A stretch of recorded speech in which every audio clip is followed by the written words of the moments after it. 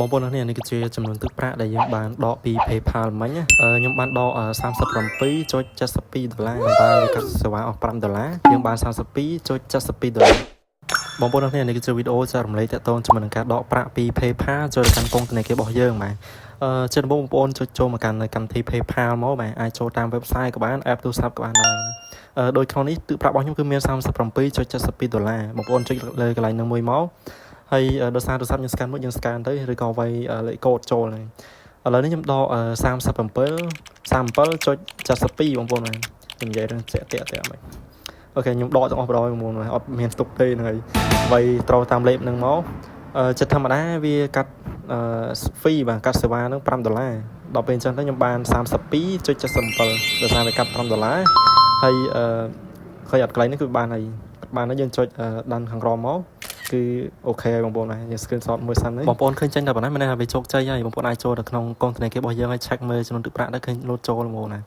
អូខេបងប្អូននេះហើយសម្រាប់បងប្អូនយើងត្រូវការបង្កើត PayPal សម្រាប់ទទួលប្រាក់ពី Facebook ឬក៏ពី game online ឬ website online អីផ្សេងបងប្អូនអាចតាក់ទងកាន់ខ្ញុំបានបាទហ្នឹងហើយ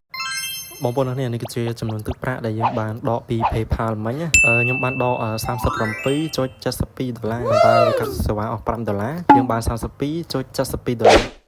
បងប្អូននេះគឺជាវីដេអូចែករំលែកទាក់ទងជាមួយនឹងការដកប្រាក់ពី PayPal ចូលទៅកាន់ពងធនាគាររបស់យើងបាទជាដំបូងបងប្អូនចុចចូលមកកាន់កម្មវិធី PayPal មកបាទអាចចូលតាម website ក៏បាន app ទូរស័ព្ទក៏បានដែរដោយក្នុងនេះទឹកប្រាក់របស់ខ្ញុំគឺមាន$37.72បងប្អូនចុចលើកន្លែងនឹងមួយមកហើយដោយសារទូរស័ព្ទយើង scan មួយយើង scan ទៅឬក៏វាយលេខកូដចូលហ្នឹងឥឡូវនេះខ្ញុំដក37.72បងប្អូនបាទខ្ញុំនិយាយរឿងតាក់មិនអូខេខ្ញុំដកទាំងអស់បងប្អូនអត់មានស្ទុកទេហ្នឹងហើយវាយត្រូវតាមលេខហ្នឹងមកចិត្តធម្មតាវាកាត់fee បាទកាត់សេវាហ្នឹង$5ដល់ពេលអញ្ចឹងទៅខ្ញុំបាន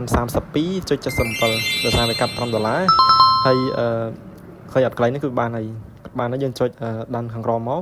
គឺអូខេបងប្អូនណាយើង screenshot មួយសិនបងប្អូនឃើញចេញតែប៉ុណ្ណេះមិនថាវាជោគជ័យហើយបងប្អូនអាចចូលទៅក្នុងកុងធនាគាររបស់យើងហើយ check មើលចំនួនទឹកប្រាក់ដែលឃើញលោតចូលបងប្អូនណាអូខេបងប្អូននេះហើយសម្រាប់បងប្អូនយើងត្រូវការបង្កើត PayPal សម្រាប់ទទួលប្រាក់ពី Facebook ឬក៏ពី game online ឬ website online អីផ្សេងបងប្អូនអាចតាក់ទងកាន់ខ្ញុំបានបាទហ្នឹងហើយបងប្អូននេះគឺជាចំនួនទឹកប្រាក់ដែលយើងបានដកពី PayPal មិញណាខ្ញុំបានដក$37.72តែវាកាត់សេវាអស់$5យើងបាន$32.72បងប្អូននេះគឺជាវីដេអូចែករំលែកទាក់ទងជាមួយនឹងការដកប្រាក់ពី PayPal ចូលទៅកាន់ពងធនាគាររបស់យើងបាទជាដំបូងបងប្អូនចុចចូលមកកាន់កម្មវិធី PayPal មកបាទអាចចូលតាម website ក៏បាន app ទូរស័ព្ទក៏បានដែរដោយក្នុងនេះទឹកប្រាក់របស់ខ្ញុំគឺមាន$37.72បងប្អូនចុចលើកន្លែងនឹងមួយមក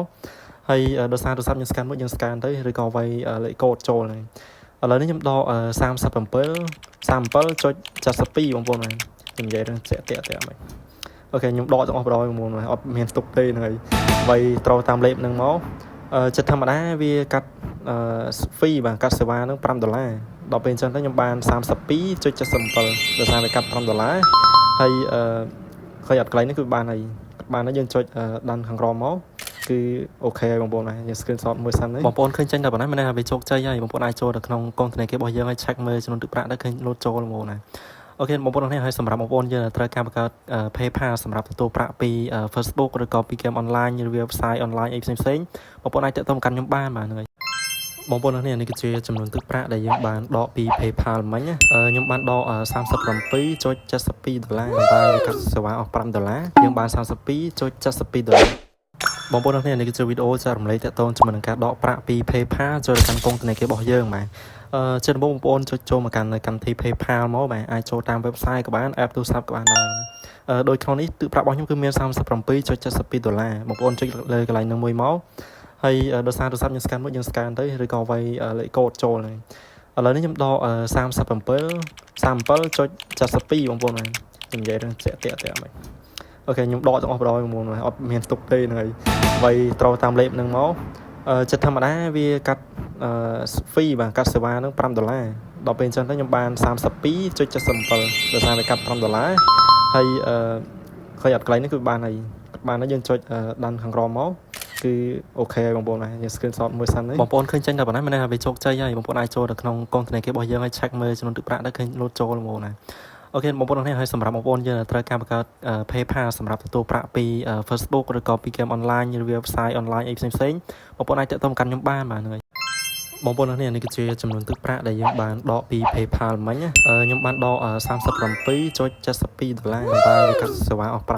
យើងបាន$32.72បងប្អូននេះគឺជាវីដេអូចែករំលែកទាក់ទងជាមួយនឹងការដកប្រាក់ពី PayPal ចូលទៅកាន់ពងធនាគាររបស់យើងបាទ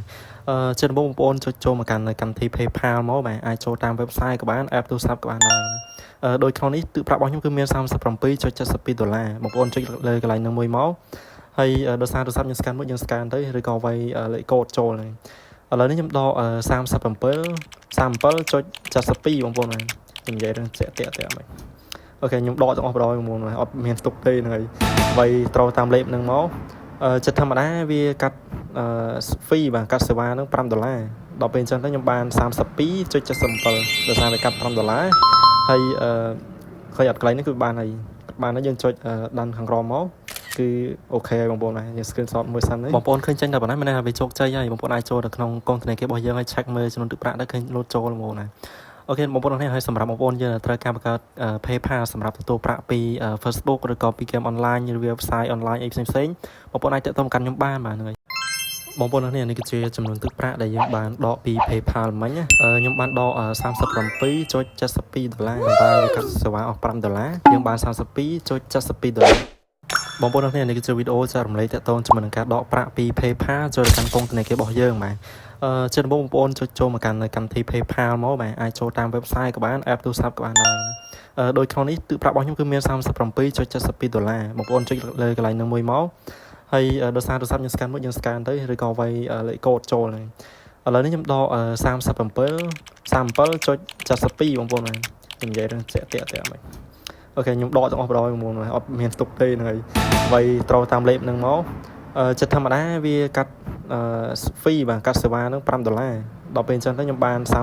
32.77ដោយសារវាកាត់$5ហើយឃើញអត់កន្លែងនេះគឺបានហើយយើងចុចដានខាងក្រោមមកគឺអូខេបងប្អូនណាយើង screenshot មួយសិនបងប្អូនឃើញចេញតែប៉ុណ្ណេះមិនថាវាជោគជ័យហើយបងប្អូនអាចចូលទៅក្នុងកងធនាគាររបស់យើងហើយ check មើលចំនួនទឹកប្រាក់ដែលឃើញលោតចូលបងប្អូនណាអូខេបងប្អូននេះហើយសម្រាប់បងប្អូនយើងត្រូវការបង្កើត PayPal សម្រាប់ទទួលប្រាក់ពី Facebook ឬក៏ពី game online ឬ website online អីផ្សេងបងប្អូនអាចទាក់ទងកាន់ខ្ញុំបានបាទហ្នឹងហើយ